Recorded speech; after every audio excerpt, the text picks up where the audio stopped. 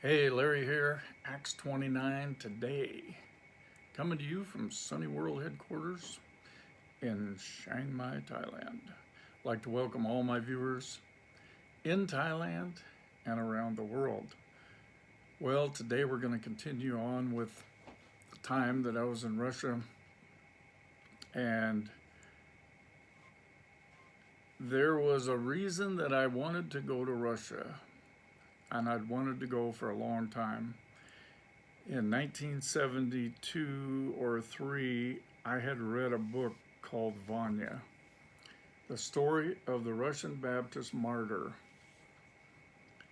And this story was kept from the public for many, many, many years because, of course, they didn't want this to ever get out, that Vanya, this young man in the Russian military, had been killed, drowned in the Black Sea by the Russian army because his crime was being a believer in Jesus. This is one of the most amazing stories I have ever read. And I've read a lot of books of this type. This is one of the top 3 books I have ever read that was as amazing as Vanya. I highly, highly, highly recommend you get this book or find it on a PDF online. It is just unbelievable, but all things are possible with God. And this young man just, wow, he stood in the face of everything. And he loved not his life, even unto death. So here's a verse says, and they overcame him by the blood of the Lamb and the word of their testimony. And people quote that verse, and that's all they quote. Oh yeah, well, they overcame him by the blood of the Lamb and the word of their testimony, and then they go on. But the rest of the verse says, and they loved not their lives unto the death. But, that doesn't fit in your best life now world.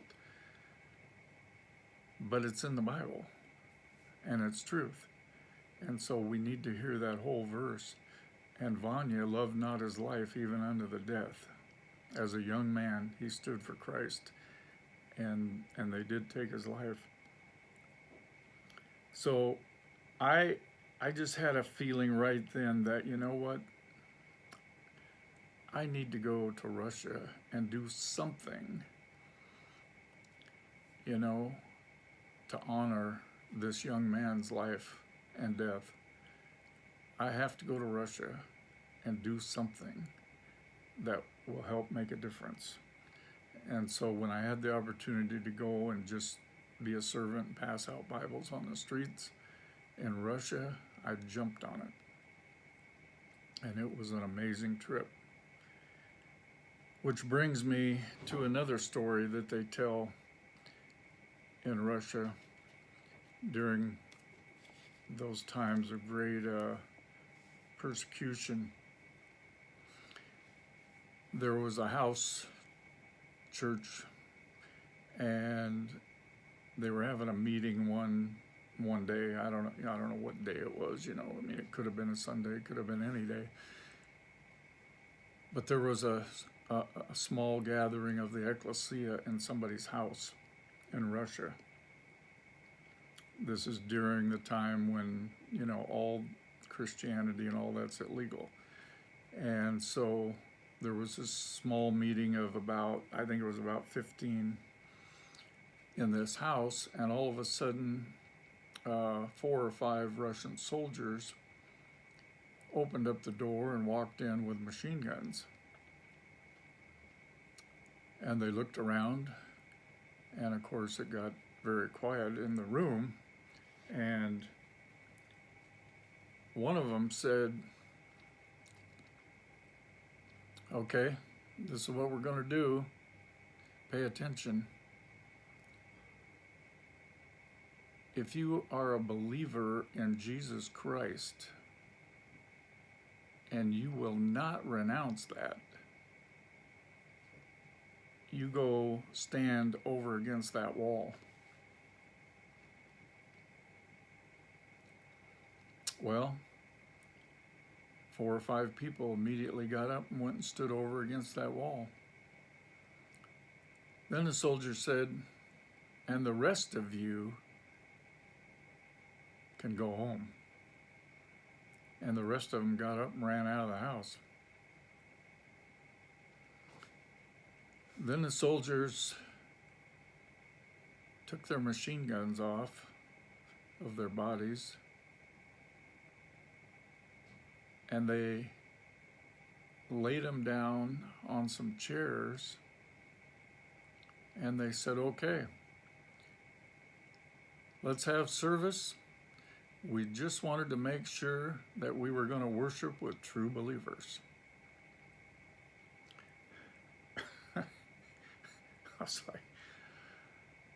I was like, wow, that'll get your attention, eh? They wanted to make sure they were going to be worshiping with true believers because their life was on the line also. And they didn't have time to be playing church. They wanted to make sure they were worshiping with true believers.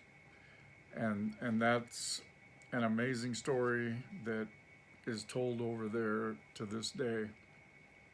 Now, I will say this also, that the only real,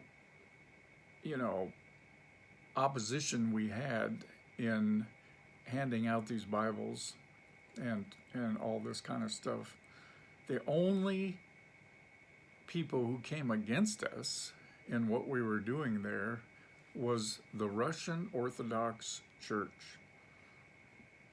The Russian Orthodox Church. They came against us in some of these places where we were handing out Bibles, because apparently those people don't have Bibles. It's much easier to control people if they don't have the truth. So one guy came up to me when I was handing out Bibles, and I had a Bible in my hand, and I was giving it to this lady, and this guy walked up and slapped the Bible out of my hand on the ground. Well, I'll tell you what.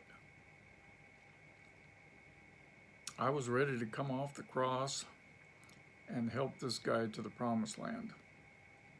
I was instantly mad, 0 to 100 mad in 2 seconds.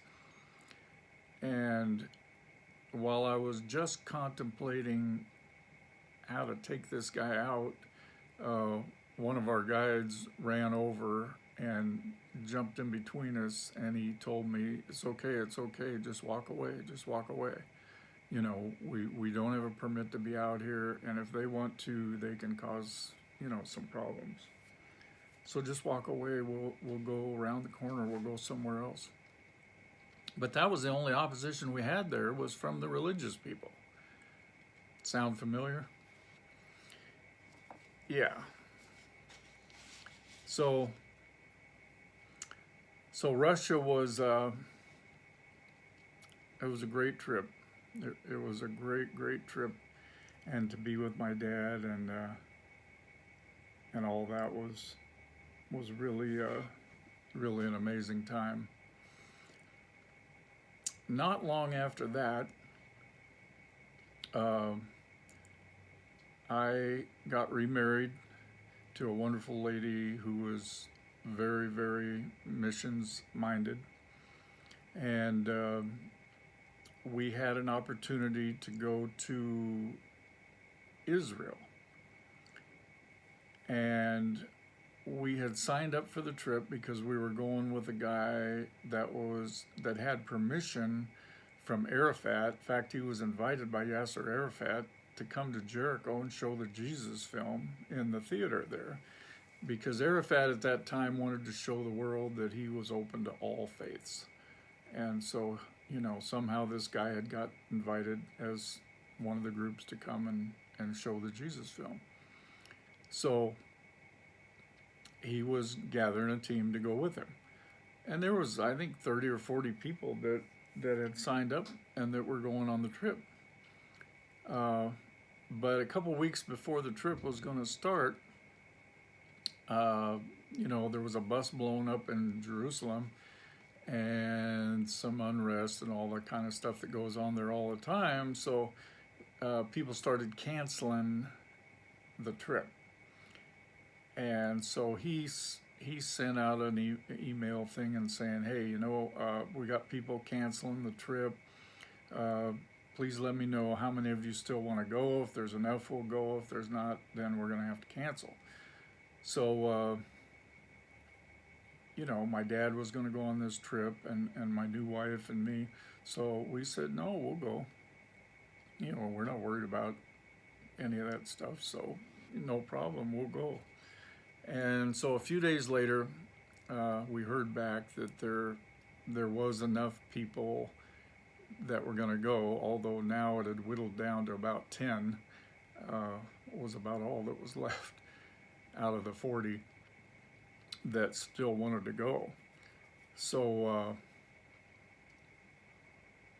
we said, hey, you know what? Yeah, we'll go. No worries. So we went to Israel, and in fact, my dad turned 80 in Israel. If you can imagine that. He turned 80 years old on that trip to Israel. And he did it, walked around, he did everything, he did, he was a strong guy.